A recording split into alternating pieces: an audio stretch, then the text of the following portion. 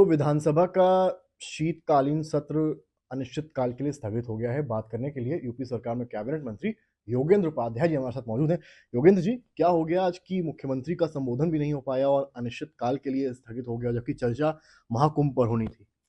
देखिए, कल भी महाकुंभ पर चर्चा होनी थी और आज बजट पे होनी थी, महाकुंभ पे होनी थी, यदि कल नहीं हो पाई। इसलिए ये योजना पूर्वक सपा ने इस पे कल भी हंगामा कराया और आज भी हंगामा कराया।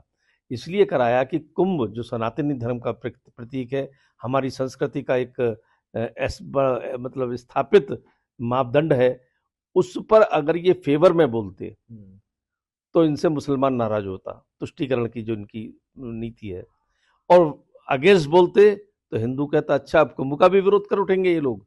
तो ऐसी परिस्थिति में सांप छछूंदर की गति हो गई थी इनकी।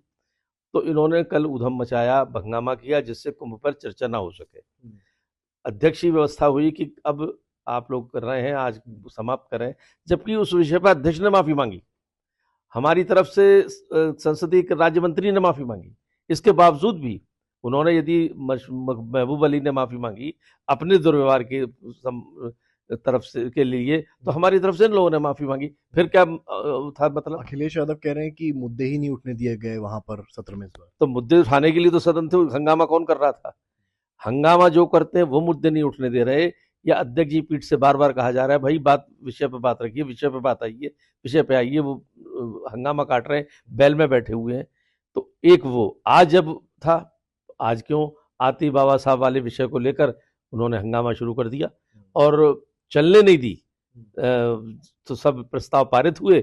अल्टीमेटली हम लोगों को मजबूरी में समापन करना पड़ा। समापन के समय तक जनगण मन जब हुआ तब तक वो अपने उधम मचाते रहे। तो इसलिए वो चाहते ही नहीं थे कि कुंभ पर बहस हो या अनुपूरक बहस पर। संभल के मामले को कैसे देख रहे हैं? जो सांसद वर्ग हैं वहीं के कनेक्शन जो है निकल रहे हैं कि जैसे कटिया पड़ी है, और जबकि बिजली समिति के वहाँ के अध्यक्ष भी बताए जा रहे हैं। देखिए, बर्क साहब ने एक छोटा मोटा बिजली घर चला रहे थे अपने यहाँ से, वो कनेक्शन लेकर, और वहां से पूरे मोहल्ले को सप्लाई कर रहे थे बिजली। यानी बिजली लो और वोट दो, फ्री में बिजली बांट रहे थे एक तरीके से। ये सरासर चोरी थी। मुख्यमंत्री जी ने कहा है 78% लाइन लॉस अकेले संभल में है, जबकि पूरे उत्तर प्रदेश में 30% लाइन लॉस है, और अकेले संभल में 78%। तो ये सब आप जहां भी ले जाएं, जिस भी शहर में, मुस्लिम बस्तियों में आसपास लाइन लॉस ज़्यादा मिलेगा, कटिया डली होंगी, बिजली फ्री में जला रहे होंगे। तो उन सबको रोकना, ये सरकारी संपत्ति है, ये उनका नैतिक दायित्व है, राष्ट्रीय दायित्व है कि उसको उपयोग करें तो उसकी पूर्ति भी करें, उसकी धन की पूर्ति भी करें। लेकिन ये करना नहीं चाहते। जब इनको रोका जाता है तो फिर ये हंगामा मचाते हैं, हमला करते हैं। मैं कभी उसको मैंने दंगा नहीं कहा है उसे आज तक, जो संभल में हुआ। संभल में कोर्ट ने आदेश दिया था, प्रशासन के लोग गए थे, कहाँ से 7-8 हजार की भीड़ आई और हमला किया उन पर।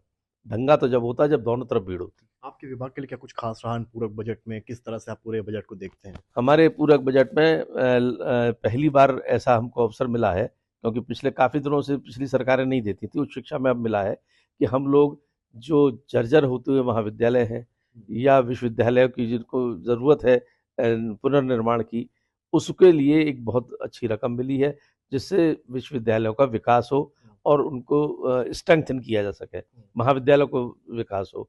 और सबसे बड़ी बात यह कि अभी 71 महाविद्यालय हमारी सरकार ने बनाए हैं पिछले 4-5 सालों में, योगी जी की सरकार ने।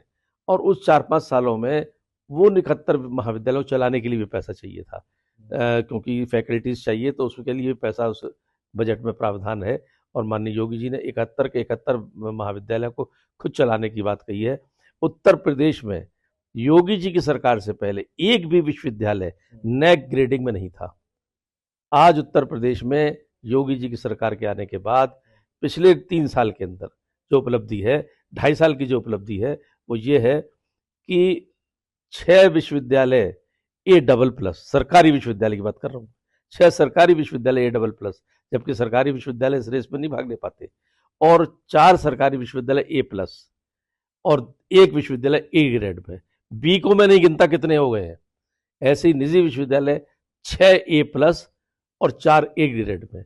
आज हिंदुस्तान में सबसे ज्यादा ग्रेड प्राप्त विश्वविद्यालय उत्तर प्रदेश के अंदर है। आप सच में पानी को लेकर भी चर्चा करते नजर आए आगरा के क्षेत्र में। आपने बताया कि काफी कुछ वहां बेहतर हुई है चीजें। आगरा में पानी की समस्या आज से नहीं, आदमकाल से थी। जब से हम सुनते हैं इतिहास में कि अकबर को भी यहाँ से राजधानी इसलिए छोड़नी पड़ी क्योंकि आगरे का पानी खारा था। आगरा उसको भुगत रहा था। आगरा पलायन वादियों का शहर बनता जा रहा था और आगरा से जो यमुना से 100 मिलियन लीटर पर डे पानी उठता था। आगरा की डिमांड थी 400 मिलियन लीटर पानी पर डे की। बदबूदार, कीड़ेदार, गंदा पानी यमुना से, क्योंकि ओखला और दिल्ली के नालों का पानी होता था वो हमको पीने को मिलता था। अब जब मेरे को पहली बार विधायक बनाया तो मैं इसमें जुनून की तरह चिपक गया कि आगरे के में जल का स्थायी निदान होना चाहिए। और मैं यदि ये कहूं कि मैं थाने से लेकर सुप्रीम कोर्ट तक और पटवारी से लेकर मुख्य सचिव तक पूरी धूल ले डाली है, तब ये योजना गंगा जल प्रोजेक्ट पूरा हुआ। आज 130 किलोमीटर दूर से गंगा मैया आगरा में आई हैं और 350 मिलीलीटर पर डे गंगा जल अब आगरा को मिल रहा है। इससे आगरा की पानी की व्यवस्था बहुत दुरुस्त हुई है।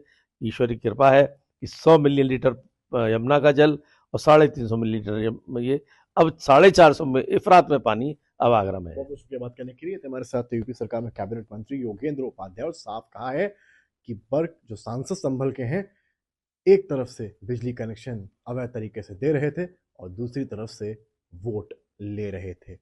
समर्थ श्रीवास्तव, लखनऊ, आज तक।